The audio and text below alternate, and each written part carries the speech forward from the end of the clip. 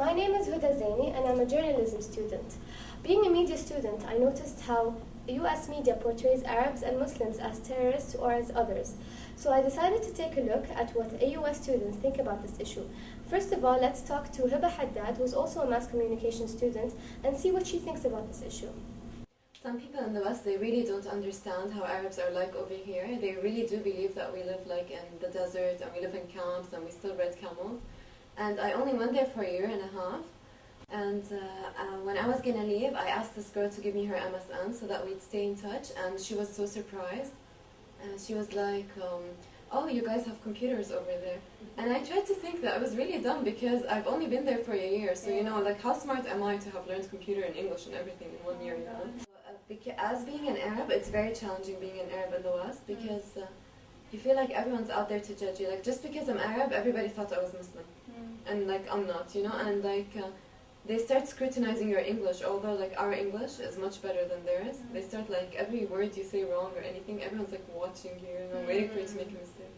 So they can judge you and go like, you are Arab, you know. And then they go like, oh, but Muslims always do this, and oh, I bet it feels nice that you're wearing short stuff over here because they think like we can't do it back home, you know.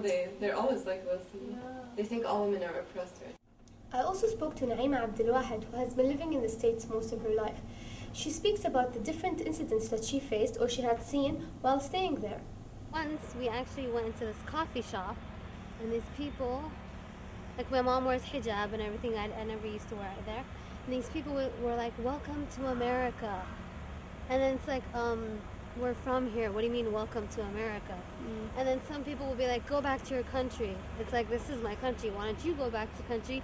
Because you're the British people who went and stole it from the Red Indians. This guy, he got attacked, but he was actually Sikhi. They thought he was a Muslim because he had a beard and a turban. What else?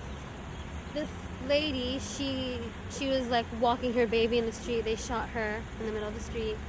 Some people even went and they beat people with the bat and killed them. What do you think the reason for these actions is, basically? Well, before it all, we all got along. Nobody cared if you wore the scarf or not. Then after the whole September 11th thing, even people that were your friends, they freaked out. You know, they'd be like, oh yeah, you know, they won't directly say, no, I don't want to hang out with you. They're like, oh, I'm busy right now, or it's okay, and they'll avoid you and stuff. Yeah, I think it's all done by the government and stuff, because they're trying to start the holy war, To get a different perspective, I spoke to two people, Anisa Awad, a Palestinian, and Basim Ahmed, a Pakistani. They have never been to the US before and have never lived there. They speak about their views about how American media is affecting them as Arabs and as Muslims, and what they think are the solutions for this problem. Western society is very biased in the sense that they prove that the Arabs are just like terrorists, you know, they have money and they ride have camels. They have oil wells, and as if they travel on camels. Exactly. As if they don't have cars, and the kind of stereotype. You know, they're built on this stereotype. Let me speak.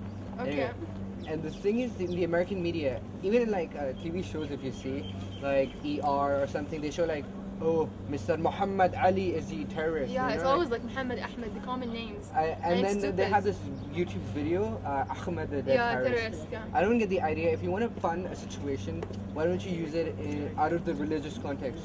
Why Muslim? Why Arabs? Why not just human beings? I mean, it's always like that. They label us as being only like terrorists, Muslims, whatever. I don't get the idea. And it's very negative way as well. Yeah. And it's like we're responsible for all the terror in the world, but it's not true. They call it freedom of speech. But if they do that, it's not a freedom of speech. It's basically you justify or you legalize whatever you say, whatever negative you say, and you try to cover it. And that's. They take one side of the story. Yeah. They always do that. Like even. It's not even one side of the story. It's like creating your own story, which does not have any which sides. Which is not true. Yeah. Like once I was reading in a magazine an article about a girl who was like tortured by her Egyptian family, and they're taking only the side of the girl and she's being tortured, and they never actually cover their side. You know, they should be like objective, take both sides, understand it why. And it's very biased. We're like all barbaric and we're like very savage. You must have heard about the book fair in UAE. Yeah. There were people, the authors from different areas who had come over, and there was a specific American author a Western author who had written a book about the society in Arab, and she was banned from attending the. Is it Margaret Atwood? Yes, and Yeah. because she had typically stereotyped Arabs, such as like they're gay and they're sheikh, you know. Yeah, the rich. They're rich and they're womanizers. They're womanizers and they terrorize people from the state of power that they have. Yeah. That's not really true. It's not true at all. Hiding a bomb or something. You're And gonna, I like, think we yeah. ourselves are also helping the American media in the sense that we are not speaking up. True. Not that I'm an Arab, but I think the Arabs, as general idea, they should speak up. They Maybe. should tell the media that, oh, you're depicting us wrong. And I think There should be more peace processes. more they should- education as well. Education makes a difference because I think, and literacy plays a education. main role. Like if you're in like if you participate in like United Nations or True. some kind of those kind of exchange organizations. students come and see what's happening actually. in Exactly, the real world. they should exploit those kind of chances and prove to the world that no, we're not terrorists. Exactly, and not everyone is the same. Not because some stupid people decided to take Islam as a mean for like achieving terrorism, everyone is the same. And why don't you label them as terrorists? They state And they're fighting against the state. That's terrorism too, on large, and they're harming the society over there in America.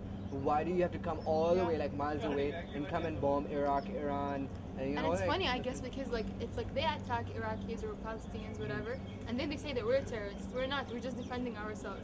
So why not? Why don't you perceive yourself as being terrorists as well? It's like the definition of terrorism is very biased in itself. Yeah. That's the problem. That's what the media depicts over there, One which is second. really wrong. All AUS students replied with the same answer. Yes, American media does portray Arabs and Muslims as terrorists and as others. According to Bassett, there are some solutions that could be implemented. Hopefully, these governments will take these solutions into account, and there will be some peace in this world for both Americans and Muslims. Reporting live from the American University of Sharjah, I am Huda Zene.